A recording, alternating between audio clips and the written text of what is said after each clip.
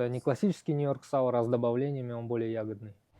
У меня, кстати, есть история, клянусь, ну, я ж в деревне, и когда я только в Москву приехал, я взял тур по барам, меня проводили по чистым прудам, и в одной из заведений, там у нас что-то было, гид, я говорю, слушай, а какой брать коктейль? Она говорит, есть коктейль, которого нет в меню, скажи, говорит, барменам, водка ну, сало, водка, и мне писалось с салом.